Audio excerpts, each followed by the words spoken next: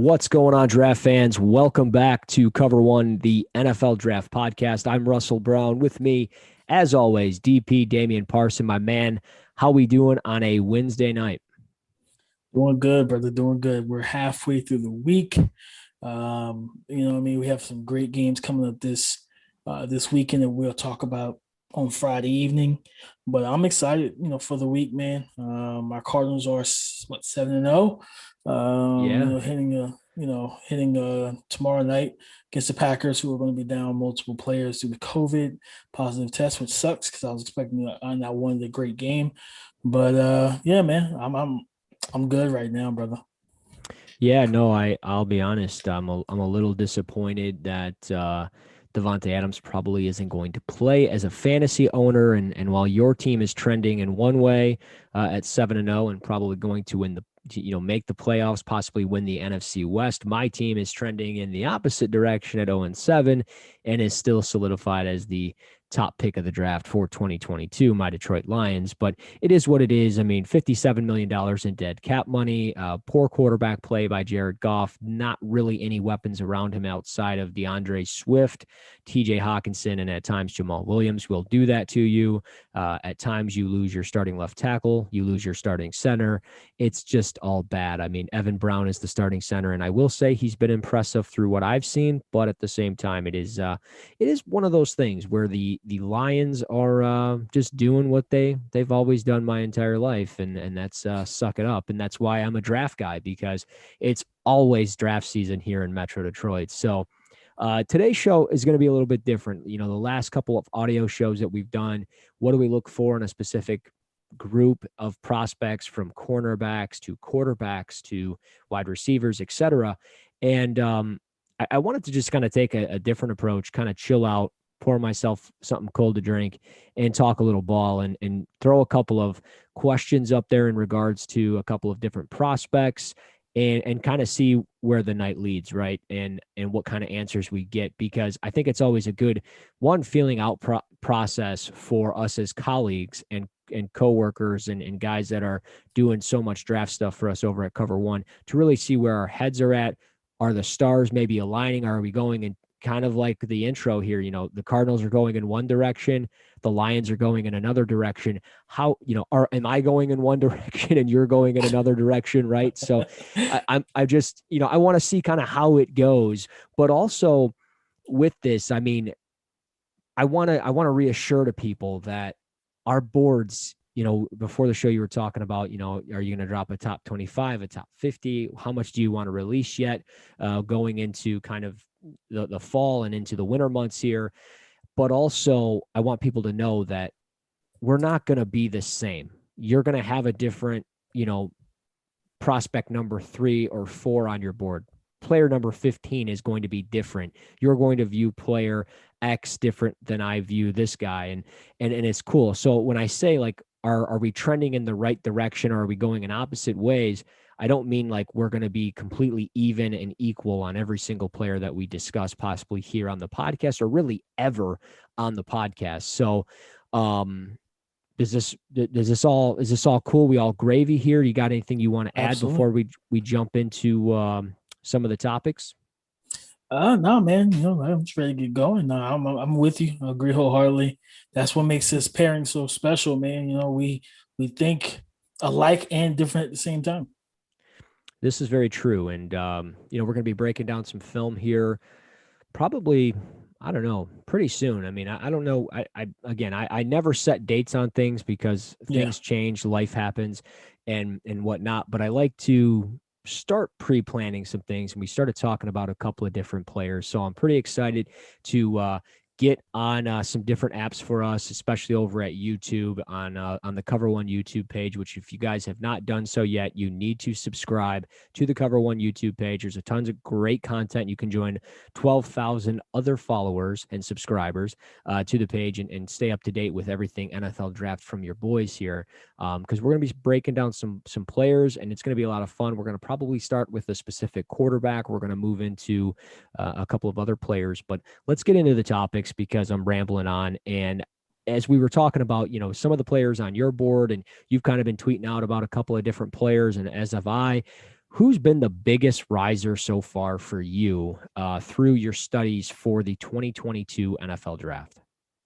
I mean, it's a couple different guys that have really just kind of popped for me, Mm-hmm. Russ. But yeah, I stick with this, my position, the running backs, and the guy I think, and he's home for you.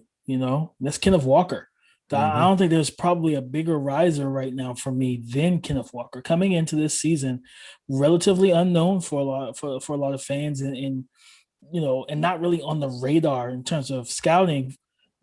Being a Wake Forest transfer over to Michigan State, no one really knew what to expect, but just what he's been able to do, leading the nation and running for majority of this season.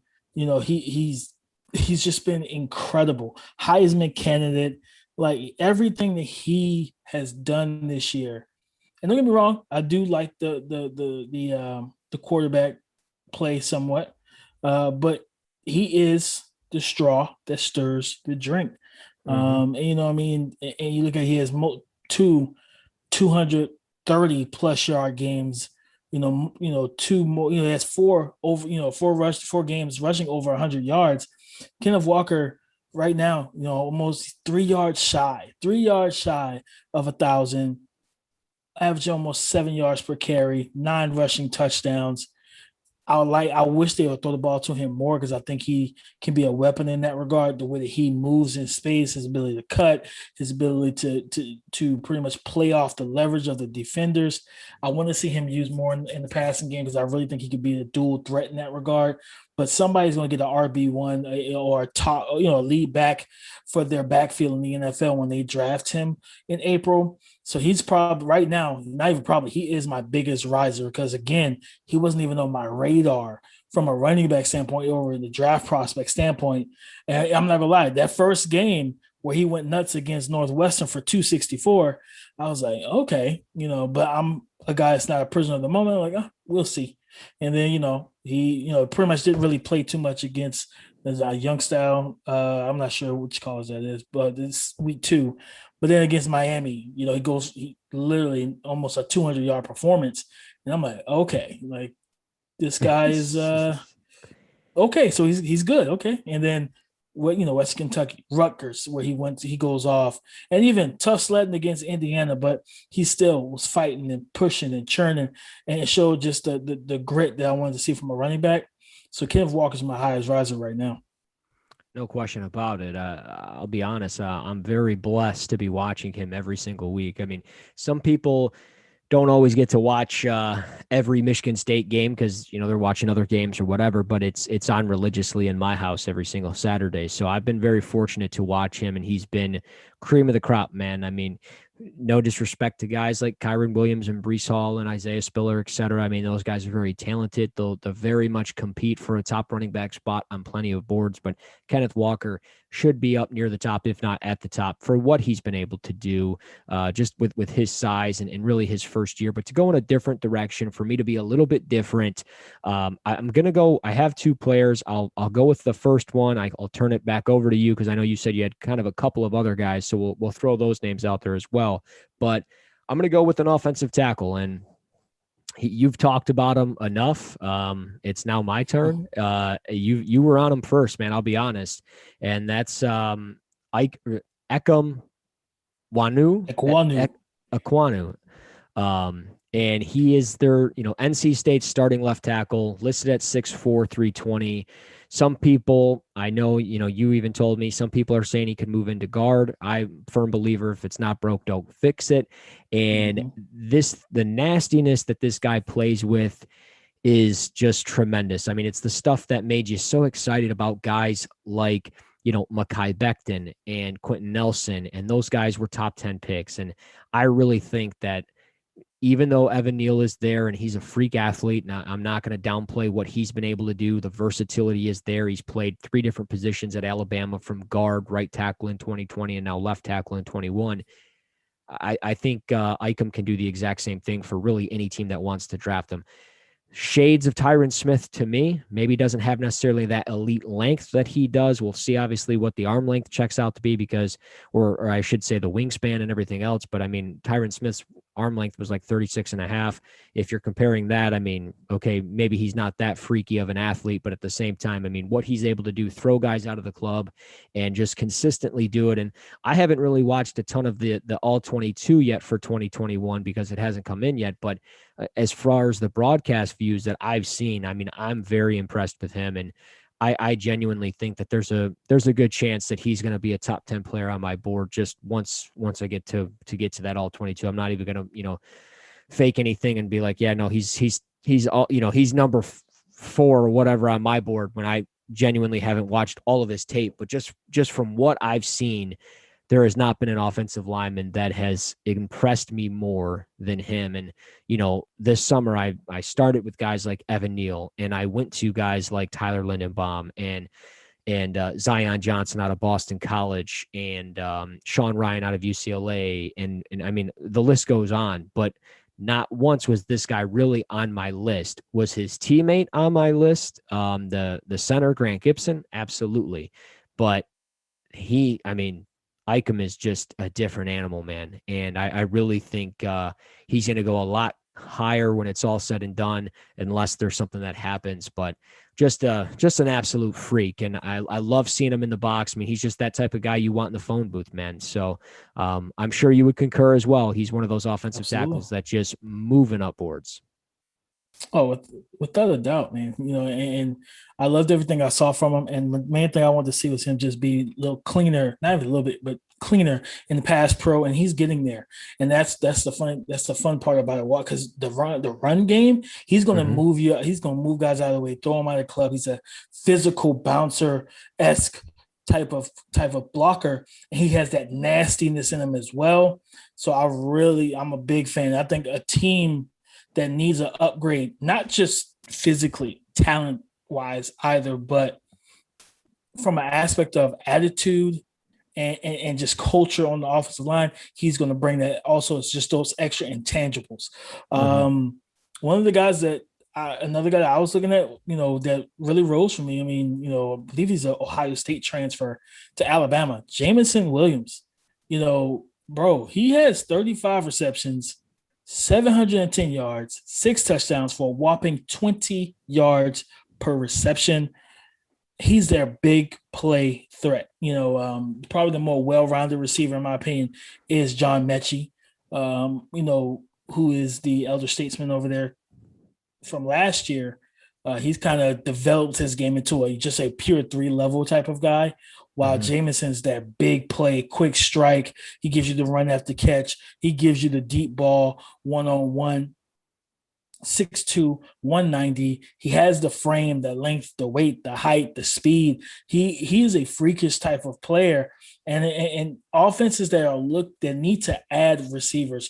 Your team, for example, the Detroit Lions. Do I think Jamison Williams is going to be a first-round pick, Russ? No, I do not. But I do believe that if he does declare, he is a junior, if I'm not mistaken, if he decides to declare for this draft, yes, he's a junior, transfer, literally he caught six receptions in 2019 in Ohio State and then 9 last year in Ohio State.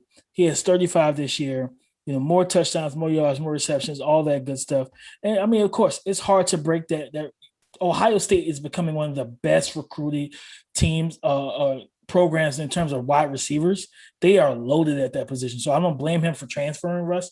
But if he decides to declare, I could see him being a day 2 guy, a second, third round guy, especially, we know, shout out to my boy Eugene, but we all know how much people will hype up the underwear Olympics in Indy at the combine.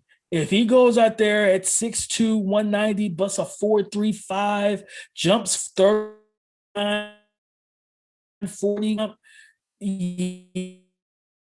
yeah, he's so because that's what happens for the draft, the combine. Well, hey, for me, if Jamison Williams goes out there and he continues to has a strong combine. I could definitely see him being a second round to third round pick with ease. And then, like I said, a team, like your Lions who need that type of playmaker on the outside, no matter who's the quarterback. It could be Aaron Rodgers in Detroit. You're not winning games with that receiving core. So you can improve it with a guy like James Williams. He's a Oh riser yeah. for me because again, transferring in, he became someone potentially on the radar, but his play has put him in the spotlight. Oh, no question about it. And staying on the direction of wide receivers, can I please get some Drake London, please, from USC? Um, I mean, he has been. I don't even know where to start. I mean, we all kind of anticipated Chris Olave and Garrett Wilson to be up near the top, and rightfully so. Those guys are up there, but for Drake London, I mean, he has been lights out. 79 receptions, over 1,000 yards already through 7 games. He's got 5 touchdowns. With the poor quarterback play, he has been outstanding. And I don't know necessarily how he's going to test. I don't know who you want to compare him to at 6'5", 210. We've heard all kinds of things from Mike Williams to Mike Evans, and it doesn't matter who you compare him to. He is his own beast, and he is going to play like one every single time, regardless of who the quarterback is. I mean, Caden Slovis has been not great by any means. They've started a true freshman this year, was okay for a game, then got hurt. No matter who it is, the guy is just out there being a beast. And when you look at what his game log is, what his splits are for 2021, I mean, he had 15 receptions against Notre Dame, 16 receptions against Utah, 13 against Washington State, 10 against Oregon State, and 12 against San Jose State. I mean, we're talking double digits, and he had 9 against Colorado. His worst game of the year was 4 for 68 and a score against Stanford. So, I mean, he's getting a ton of targets. He's getting a ton of work, and he's just been consistent all year long, regardless of who's throwing him the ball. And if you're a team like my football team, or even if you're a team like, you got Philadelphia with 3 first-round picks, they could very well look at another wide receiver. The Jets could look at another wide receiver. You got young quarterbacks. You want to build around them. You're going to go out and get a quarterback, or, get your quarterback a weapon. You do that, and Drake London could very well be a riser when it's all said and done. And as specifically for my board, yeah, I mean, he has solidified himself as a top five wide receiver. Would not surprise me if he ends up being a top 3 wide receiver, because I still like Chris Olave quite a bit. Traylon Burks has been impressive. I still like Garrett Wilson, and obviously when the final grading comes out, but Drake London was really anticipated as that day 2 pick, and competing with guys like, Jahan Dotson out of Penn State, Jamison Williams out of Alabama, players like that on the second day of the draft. And now Drake London, I mean, at this point, I'd be surprised if he wasn't a first-round pick with with the production and everything else. I mean, obviously, maybe he tests incredibly poorly and he runs a 4.7 40 or something like that, and everybody's just like, whoa, wait a minute, I can't have a guy with no long speed. But at the same time, I mean, just the ability to go up and get it. I mean, as your famous line, put it up on the fridge so the kids can't get it. I mean, he high points incredibly well, wins at the catch point consistently. You love seeing a player like Drake London on the field, and at 6'5", 210, teams are going to jump all over him. Oh, absolutely. And like you said, you put the numbers out there. He's having an incredible year. And all of that, not, a lot of that is also due to being manufactured because his quarterback, for some odd reason, won't look anywhere else. Even though he does have other weapons, he looks for Drake London, and Drake, comes through for him. He's dominant. Teams know he's getting the ball, and he's still putting up just ridiculous numbers with a ridiculous efficiency. It's just ridiculous technically, but I definitely think he's a riser, because these type of performances can't go, just, you can't scoff at them. You can't just whatever, like, you can't do that to these type of performances. No. He has put up numbers. He's dominated. Single, double coverage didn't really matter. He has been literally one of the best players in college football this year. My question, I mean, we always talk about Heisman and quarterbacks and all that stuff, right? Like when you look at Kayvon Thibodeau, he should be, in my opinion, he should be invited. When you look at Kenneth Walker, I mean, I get it. We still have 3-4 weeks to go, but Kenneth Walker should get an invite. Kayvon should get an invite. Drake London, I think, should get an invite. And when you talk about the inconsistent quarterback play this year that we've seen from multiple quarterbacks across the board, like I don't want to Mm-hmm. see, I don't want to see Sam Howell in New York. I don't want to see Spencer Rattler in New York. Those guys don't deserve to be there. They haven't played that No. well. Guys like Walker and London, they have. Kayvon has. Hell, put Ichem in there. I don't care. I mean, put those guys that have earned their right to be there regardless of what the statistics say. That's the terrible thing is when you look at a guy like Ichem, he had 50 knockdowns or 55 knockdowns for NC State last year and like 22 pancake blocks. It's like the amount that I might have those numbers reversed too, by the way, but either way, it's so impressive to see what those guys can do in the trenches, and they never get that love down in the Heisman vote. And I get it. Like, why would you vote for an offensive tackle to win the Heisman when he's not the one scoring and this and that? But he does lead the way for a guy like Zonovan Knight, who's having one of his best seasons ever in college football. He's got NC State in a good position record-wise and in the ACC to compete near the top with Clemson having an off year.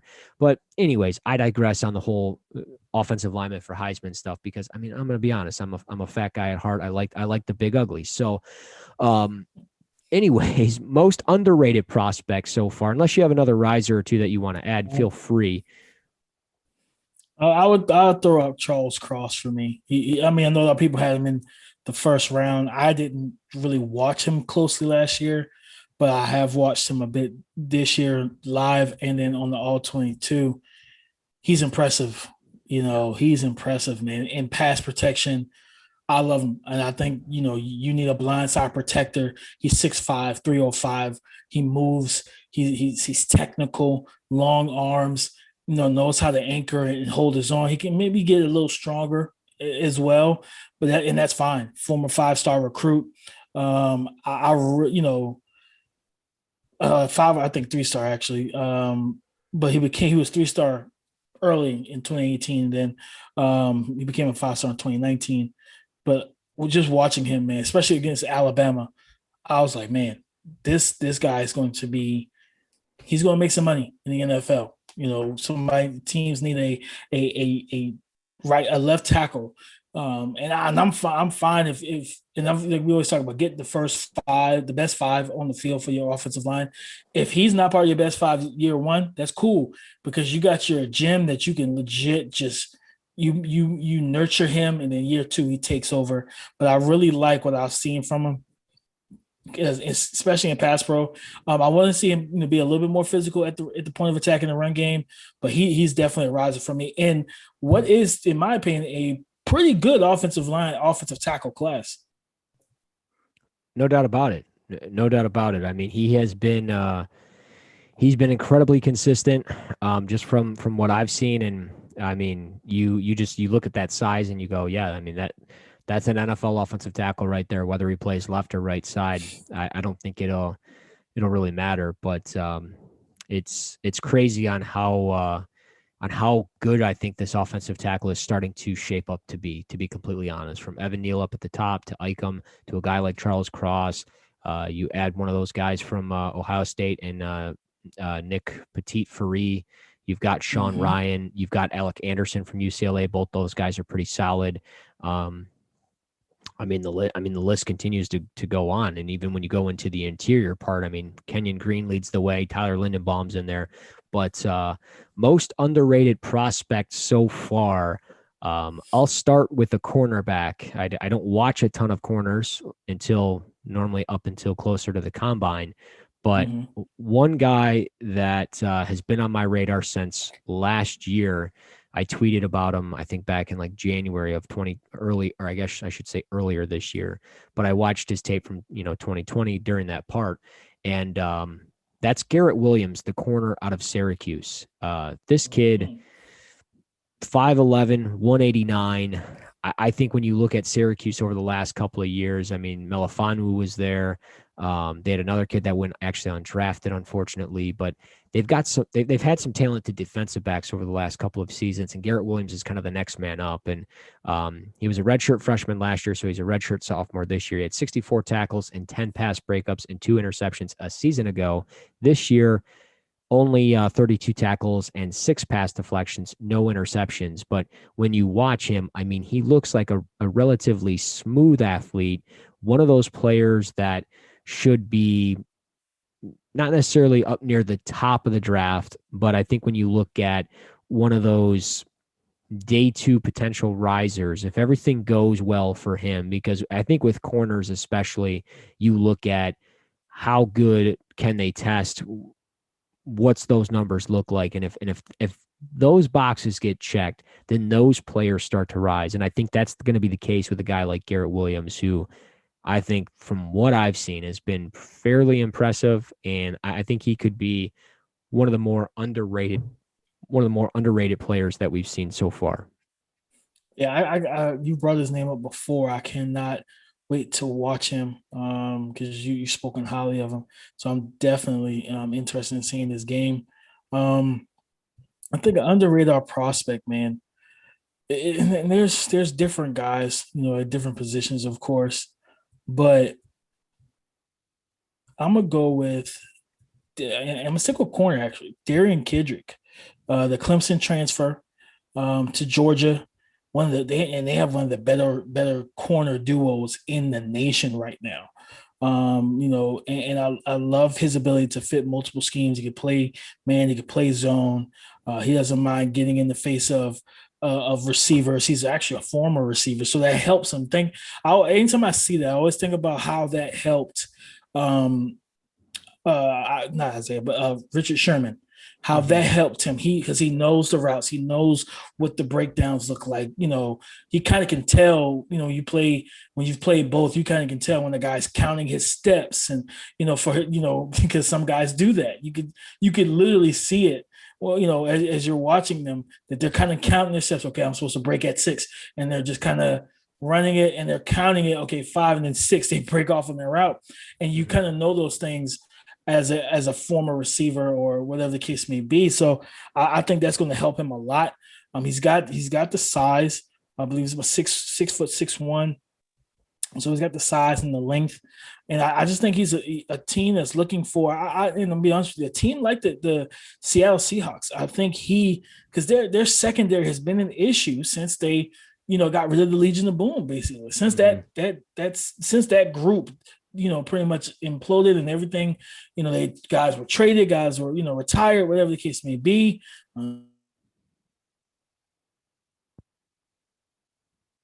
Since the culmination basically of the Legion of Boom, since that's over, its climax is over, the Seattle Seahawks secondary has been pretty much atrocious.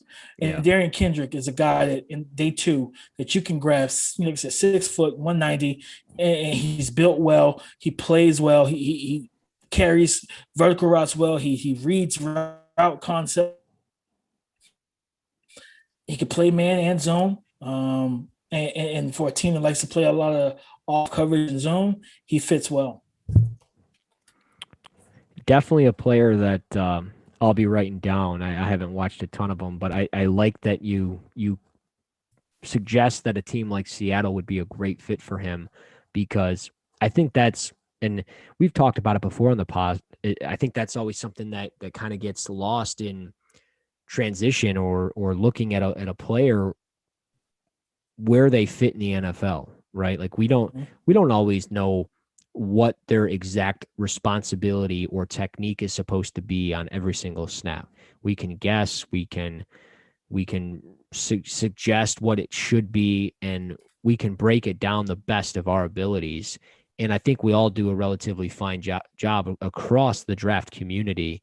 But at the same time, we don't know how it's going to transition for them into the NFL, because maybe in college they deal with a bunch of zone concepts and then they go to a team where they're a strictly press man type of team, and they struggle with it because they don't recover well, they don't have the long speed. They really thrived in those zone concepts because Again, they can't press, they can't do those types of things. They can't jam at the line of scrimmage, because once they get beat off that, there's a wide open spot for the quarterback to find a pass and put a pass in there. So I'm glad that you mentioned a team like Seattle, because Seattle, as we know, with their defense, is kind of been the same for so many years as far as the overall scheme and everything else. So I'm glad you mentioned them. For me, though, as far as a underrated player, I'm going to add another one to the mix. I know I said Garrett Williams. I'm going to throw another guy. I've mentioned him quite a bit on this show, and I still don't think he gets the love that I think he should for a football team that is, if I remember correctly, they're still undefeated, the Oklahoma Sooners. And despite everything that happens offensively for that team, Isaiah Thomas has been rock solid for them since 2020. He had 10 sacks. He had 29 pressures in 2020. He's still playing at an incredibly high level at 6'5", 265. Don't necessarily know what he's going to transition to in the NFL. Is he going to stand up? Is he going to put his hand in the dirt in kind of an odd front and maybe play some of that 4-eye, that 5 technique stuff? Not necessarily sure, but I think pad level plays relatively consistent. I think he does a really good job with his just initial step. That post step is really good in creating separation. I think the hand usage could definitely get faster, a little bit more consistent. But again, the hand placement is relatively good. He does a good job working his hands when he does. And again, with the pad level and everything else, I think he brings you versatility and just one of those guys that plays.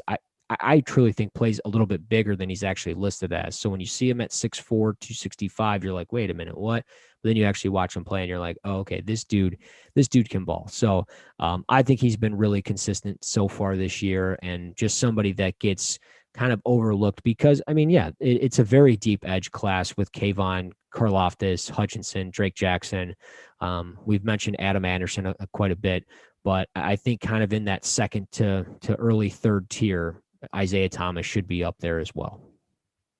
No, he popped up on my radar because how much you talked about him and how much praise you gave him, and then watching him live, I was like, okay, he pops off the ball, he pops off the screen, and then I'm like, oh, okay, this guy, Russ, he's good. And he's physical. He knows how to bull rush. He can get around the edge. I'm like, man, he's fun to watch. And so I can't wait to really dive into his all 22. But he's impressed me a lot when watching him. I would say my final kind of under the radar type of guy. I'll stick with the edge though. Over in Coastal Carolina, he's kind of a hybrid, DN outside linebacker. Jeffrey Gunter. He's on. Bruce Feldman's freak list, 6'4", 273, jumps 39 inches, broad jumps 10.2, 30 reps at 225, which is 435, benching 435 pounds, squatting 525, literally power cleaning 365. But he really, I'm from that area in Myrtle Beach, and so I about him anyway, but a lot of people in the general public in draft, I think in the draft community, don't know too much about him. He's athletic, he's long, he's physical, he has a nasty and relentless, not just work ethic, but he has a nasty attitude. If you go back to last year when Coastal defeated BYU, you remember when and if I remember correctly, do you remember before halftime Zach Wilson threw an interception and he pretty much got mauled? Yeah, that was Jeffrey Gunter, if I remember correctly. That was a defensive end, Jeffrey Gunter, who was literally trying to just pound him into the dirt. But he's a playmaker. Like I said, he's physical. He brings an attitude, a moxie, a grit to your defense. He can drop into coverage. He can rush the passer. He gives you that versatility. He's dynamic. He's a dynamic edge rusher at almost 275 pounds. You don't really hear that, right? And he handles it well. He carries it well. He doesn't look like he's 273, but he's 273. I really like what he brings to the table. I honestly think he's going to be a late day 2 pick. And like I said, teams that play hybrid fronts that will stand there, that doesn't mind standing their edge rusher up as an outside linebacker or putting their hand in the dirt, letting them rush traditionally. That's the type of set situation that he will benefit. And just teams that want to boost their pass rush, man. Teams that, you're in a division where you have literally going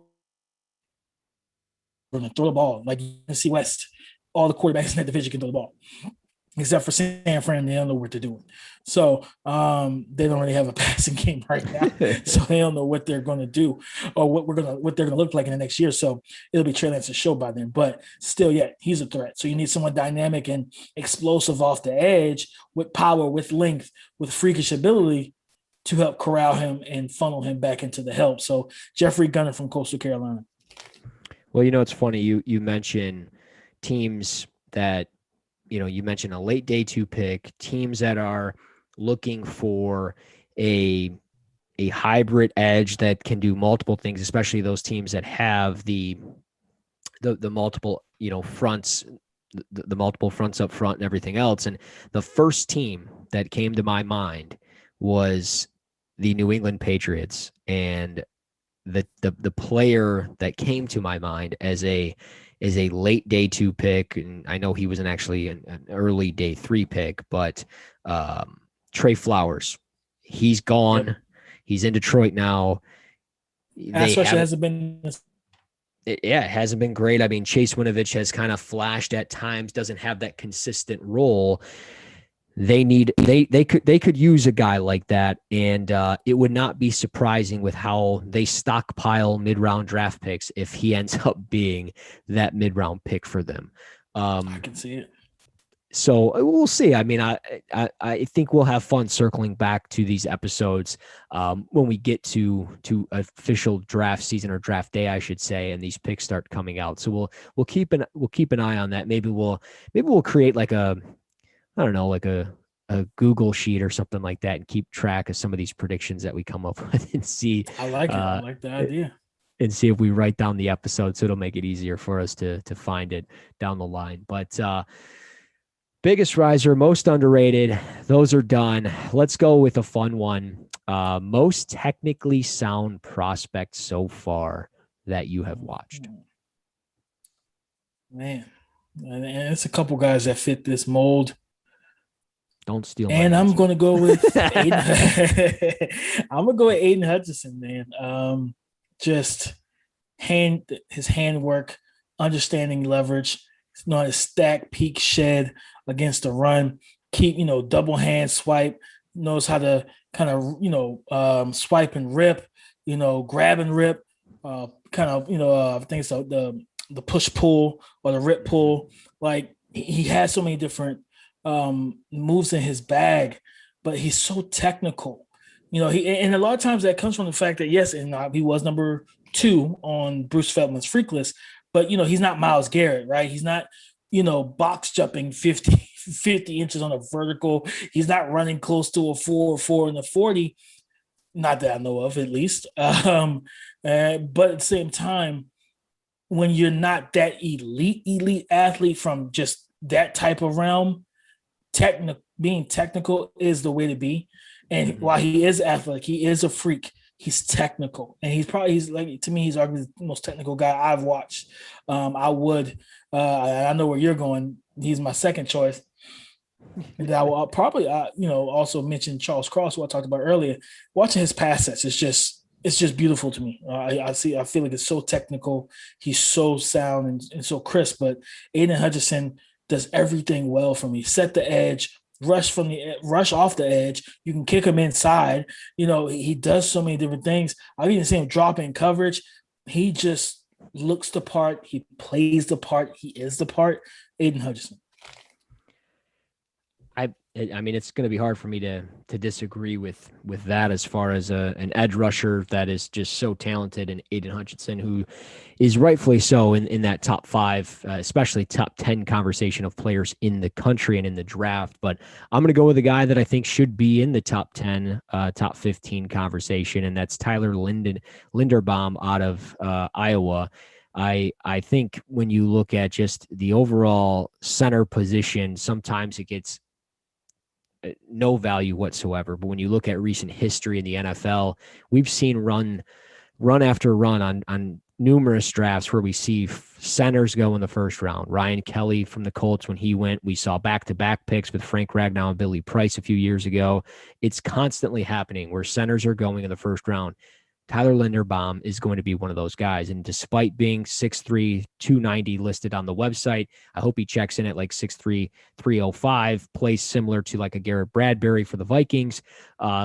But when you look at the Pro Football Focus grades, and I get it, take it with a grain of salt. I don't care what anybody says. They're still top notch with how they do things and chart things. And if anybody has a better way, then come up with a website and do it. But anyways, Linderbaum, 93.1 overall grade so far through 7 weeks against Penn State. I think this is incredibly impressive because while Penn State doesn't necessarily have a ton of Micah Parsons anymore. I mean, we've mentioned guys like Eli Brooks and Brandon Smith, Brisker, the safety. I mean, they've got some players defensively, but against Penn State, 37 pass block snaps, which is impressive in itself because Iowa, more often than not, is going to give the ball to Tyler Goodson, and they do not drop back to throw 37 times in a game. But in this one, they did, and 0 quarterback pressures allowed, 0 sacks. I mean, it just goes to show how clean he is. And when you look at the tape, he's consistently climbing to the second level,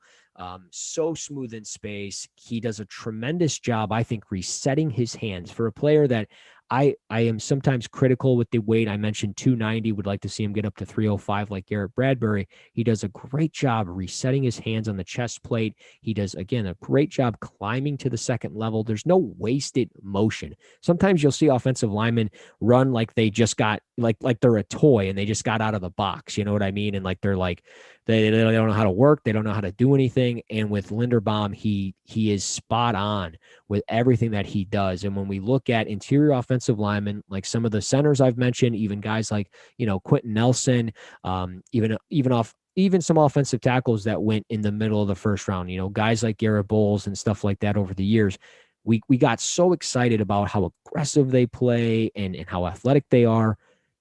Linderbaum should be the exact same way. That's exactly how we should treat a player like that. So I really think he'll be a first rounder especially with teams that have multiple first round picks. I know I mentioned it with guys like Drake London, but I mean, you look at the Eagles and the Jets, they could always look to upgrade their offensive line. I would not be surprised if they ended up taking a guy like that. So Tyler Linderbaum, most technically sound prospect for me, just from a run blocking and a pass blocking perspective. He's been incredibly consistent over his career for Iowa, and they do it again. Up front, Tristan Wirfs, we saw it a few years ago. Here we are now with Tyler Linderbaum, who is paving the way for our boy Tyler Goodson. So that's all I have as far as those topics. You got anything else for me before we potentially move on and maybe even close up shop? I don't know. That's all I got, man. That's all you got. Well, I am going to ask you one last question then. Okay. And before I do so, I want to tell everybody to be sure to rate, review, and subscribe to Cover One, the NFL Draft Podcast. You can do so by going over to Spotify. You can find us on YouTube, Apple Podcast, honestly, wherever you go about your podcast. Add us to the mix. And again, be sure to rate, review, and subscribe to the show. We do an audio show every single week. We do a video show, again, over on YouTube. I already told you, go to Cover One, search it on YouTube. And then if you just like get lost in the process, you're like, I don't know where we need to go, the best place to do anything is find us on Twitter at DP_NFL, at Russ NFL Draft. Smash the follow buttons there. But DP, before we head out, I got to ask, you mentioned some stuff about your big board. I know I'm kind of maybe asking the question a little bit too soon, but when you release it, are we going to see it over on Cover One? Are you just going to kind of drop it on the timeline with no link attached and it's going to just be like one big file you download? Have you really come to the idea of how you're going to format that whole thing and release it out to the public yet? Oh, yeah. You're going to have to go to cover1.net. It's going to be an article form with the guys listening. I'm going to have a few blurbs kind of, about a few prospects of why they are where they are. But yeah, you're going to have to find a Cover One. Okay, well, that's a lot more simpler of an answer than I thought I was going to get. So I guess that's all we got for it. I thought maybe we were going to go with, I got a PDF I'm working on or whatever, but that's fine. I mean, hey, I like simplicity because simplicity is genius. It's a great phrase I learned over my life. I'm gonna have to put it in my log. Oh yeah, simplicity is genius, bro. Especially when you watch prospects. I like guys that keep it simple, and if you can do the simple things, I can teach you those advanced things. That's how I view it as a coach. But, well, honestly, that's all I have. This was perfect. It's exactly what I envisioned it was going to be. I appreciate you coming out on a Wednesday night Of before course. before AEW kicks off. And we got some wrestling on tonight, and we got the draft stuff here. So, again, everybody find us on Twitter at Russ NFL Draft, at DP_NFL. Rate, reviews, subscribe to the show. And until Friday or Saturday when we do the video show, this is Cover One, the NFL Draft podcast.